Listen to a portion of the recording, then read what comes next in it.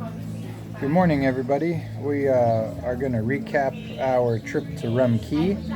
We did not capture anything on camera. We have a couple still pictures.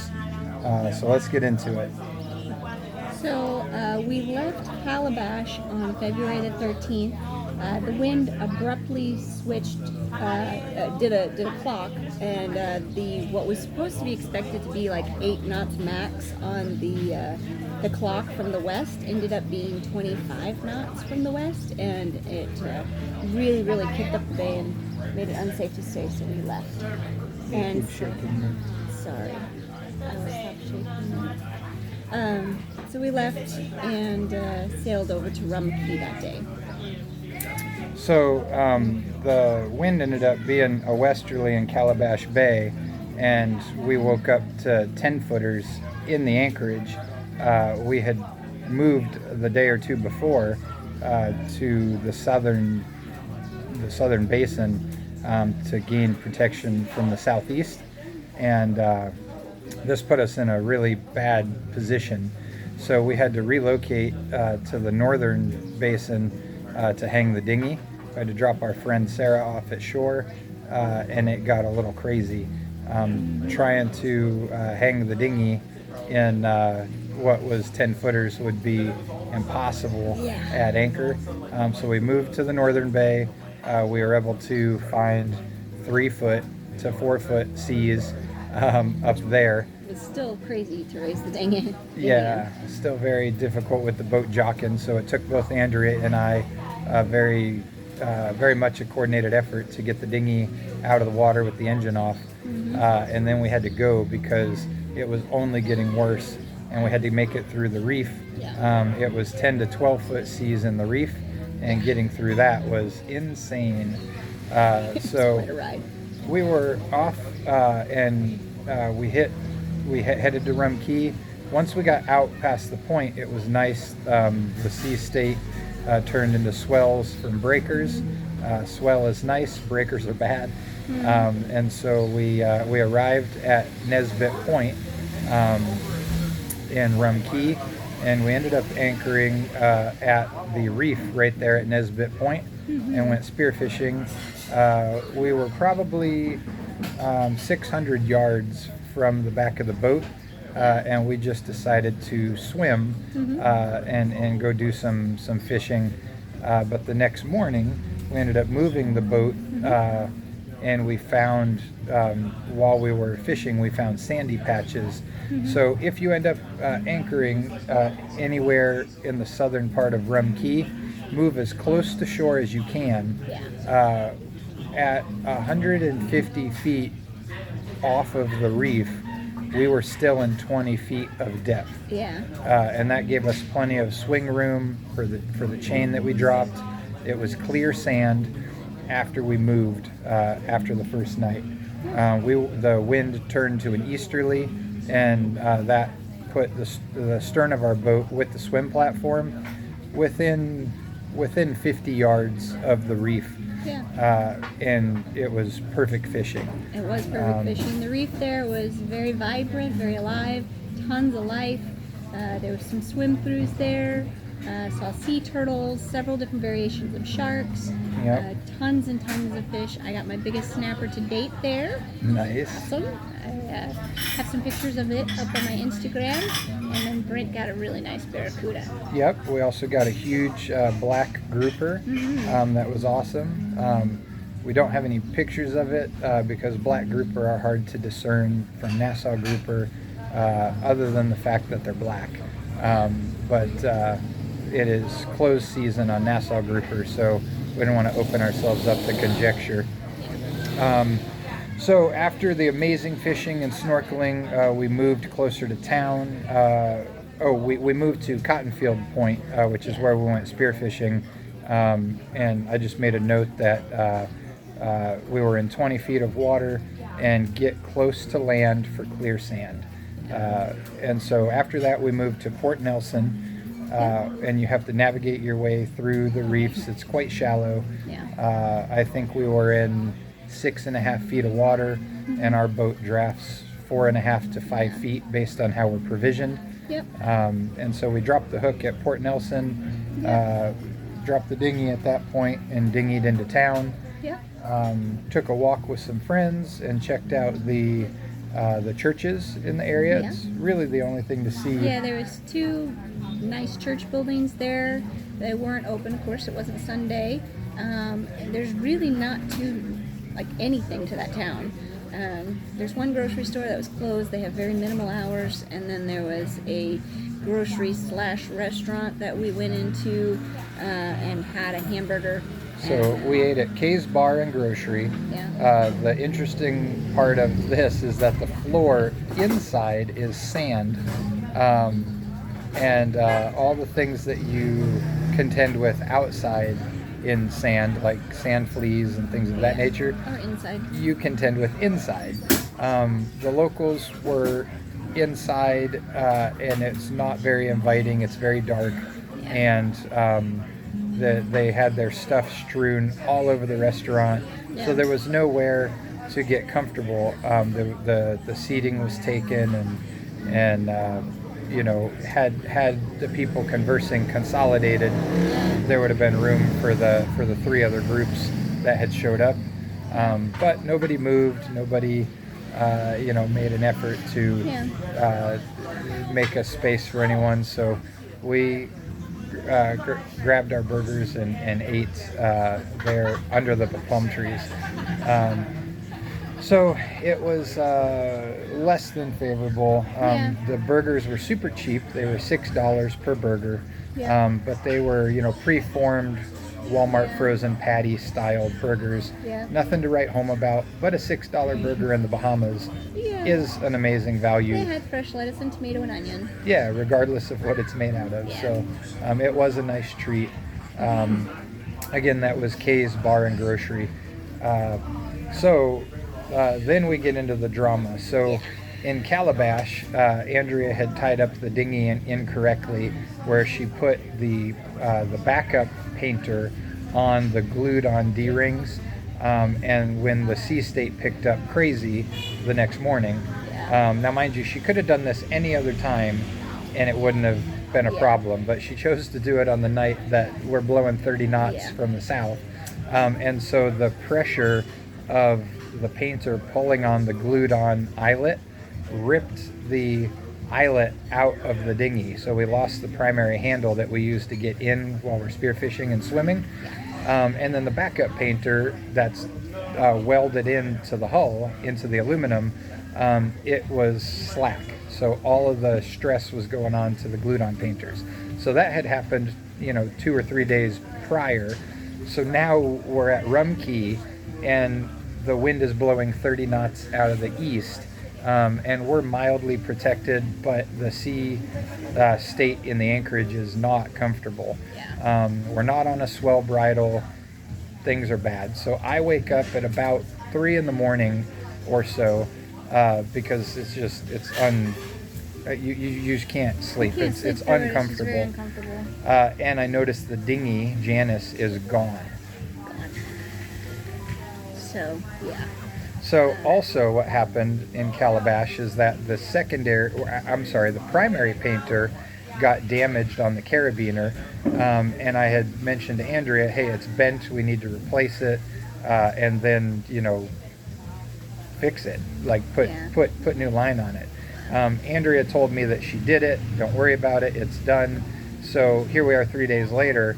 The carabiner that had been bent and wedged, all she did was correct the clip that clips the carabiner on, but she did not renew the rope or take the chafe off of the carabiner. So she didn't use the backup lines to tie up the dinghy because she'd broken them 3 days earlier, and then she used the primary painter but didn't remove the chafed carabiner. So when the wind picked up to 30 knots, it cut through the primary halyard that we use, which is a very secure line. It's 1,200 pound breaking strength. It cut through that because even though the line is strong, nothing's going to stand up to a razor blade, right? So I wake up at 3 in the morning. Janice is gone. And I wake up Andrea and I'm like, hey, guess what? And Yeah. So we talk about the low lows. This was a massive low low. yeah, this is. That was my biggest mistake to date. I don't know about that, but it's the most frustrating to date. Anyways, we weigh anchor in the reef in the middle of the night in 30 knots of wind in 4-foot seas 4-foot seas. in the anchorage. We go out from the protection into 6 to 8 foot swell, and we're looking for the light on the solar dinghy. light on the engine cowling that we use to help us navigate. We use it to help us identify our dinghy in the middle of the night when it's Yeah. at the dinghy dock. It's nice to have a little light when you're rustling through your bag. And so we end up passing several lights on shore that could be the dinghy washed up into the reef. Yeah. But our thought was we're not going to leave the protection of Of the Rum island. Key. Yeah. And so I told Andrea, we're only going as far as Black Point. If the dinghy's farther than that away, I'm not sailing all the way to Long Island Yeah. at 5 in the morning now, Yeah. in 30 to 35 knots of wind. Now we're in 8 to 10 foot seas approaching the end of the island. Yeah. And so my point is that we decided not to investigate the lights on shore because we can always come back and look at those later. Yeah. And they weren't going anywhere soon because they're washed up on the beach. Washed up on the beach. So we decided to keep going. So Andrea, by the grace of God, spots a light out in the abyss. Yeah. It's just a white light blinking at a random interval. Yeah. And as soon as I saw this other light out off the distance, and I was like, I knew. I had been praying, God help us find this dinghy, the whole time through, and I was specifically praying, God, make a way where there seems to be no way. And I saw the light, and I knew that was our dinghy. So mind you, to replace the dinghy in today's dollars is about $6,000 for the engine and the tender. Yeah. And we bought it brand new. It's all still under warranty. Yeah. And to lose it, 3 years into buying it, where the last dinghy we had was 30 years old, it was frustrating to say the least. Yeah. So we're sailing, we're uncomfortable, we're seasick, and lo and behold, we come across the dinghy. The dinghy was 6 miles away from where we were anchored, and it was 2 miles off beyond where we said we weren't going to go past. But because we seen something tangible out in the darkness, we decided it was worth it to keep going. So we used the boat hook to grab the dinghy, and we pulled it back to the back swim deck. But then we couldn't secure it well because the waves were coming over the swim platform, and everything was getting crazy. Yeah. And so we made a decision that somebody needed to get in the dinghy and motor it to shore while the other person drove Happy Jack. And so Andrea was the one that was more comfortable in the tender. So she jumped in the middle of the night and took off to where we thought we could anchor. There was no way we could get back. So actually what we did, we tied Janice to the boat. We tried to get back to where we started, at this point 8 miles away from where we were anchored. The And conditions were upwind at that point. we made it about 10 minutes, and we said there's no way we're going to no make way. it that far. We're going to lose Janice because the waves were crashing into Janice and filling it with water. Yeah. Now that it was tied to Happy Jack. Yeah. So we untied it. Andrea jumped in.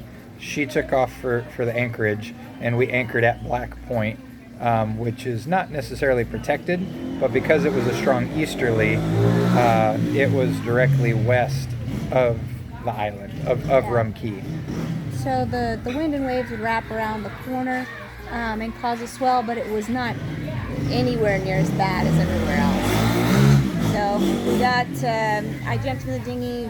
We met at Black Point, got the boat anchored, secured Janice to the back platform, and by that time it was sun up. and we were both exhausted. Yeah, so we slept for a couple hours. Then we moved anchorages. We went north and we anchored in Flamingo Bay. We tried to take Janice to a cave to go exploring, but the sea state was so bad, and Flamingo Reef is all the way to the surface. So we had breaking waves at the surface, and it wasn't pleasant. So we were dinghying in 8 to 10 foot seas. We had to go 2.5 miles to get to the cave. We made it 2 miles, and we were just like, you know what, this is stupid. Like, even if we get to the cave, we won't be able to get inside because we can't leave the dinghy on shore. We probably could not even get to shore in this sea state. So we ended up just turning around, enjoying some sightseeing from the dinghy, and we just had fun playing in the waves in the reef. So from there, we moved back to Black Rock again, and at 5 a.m. we said, this is ridiculous. It's ridiculous. We got to go somewhere else. Let's get out of here. And we were like, well, we could go to San Salvador, or we can go back to Long Island. Yep. So we chose to go back to Long Island, but this time to the south side, and go anchor in a bay at Clarence Town. Yep. So we had to hang the dinghy again, just like in Calabash, in pitching seas, and it took both of us. It's a good thing we had experience in Calabash doing it, because the sea state was double. It was worse, way worse. Yeah, double the conditions what we had in Calabash. Yeah, and in Rum Key, when we were doing it, the waves were coming from a little bit confused seas. Instead of Calabash, it was all the same direction waves, so it was not pleasant. Yeah, it was rough. So we hung the engine, 115 pounds. It's hard to manage that by yourself when you're moving 6 feet side to side and up and down. And then the tender itself is 125 pounds.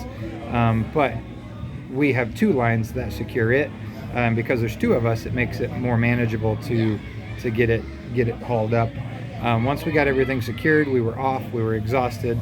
We hadn't slept in days at this point. And so we decided to rent a villa in Clarence Town and get some time off of the boat. So we set sail in brisk conditions, 30 knots of wind, kind of downwind, kind of on a beam. And it was a quick sail. It was a quick sail. I think we made it in like 4.5 hours. Yep, we made it into Clarence Town. We messaged all of our friends and said, we found shelter, come quick. All of our other friends that were stuck in Rum Key, tucked up into the reef. They couldn't leave the reef because the waves, and it was just so bad they couldn't navigate out. And they were also in Calabash with us. So all of us couldn't get away from the week of hell. So we're at 18 minutes. We're going to end the video. And we'll pick back up on our adventures in Clarence Town. Yes. Next video. Bye.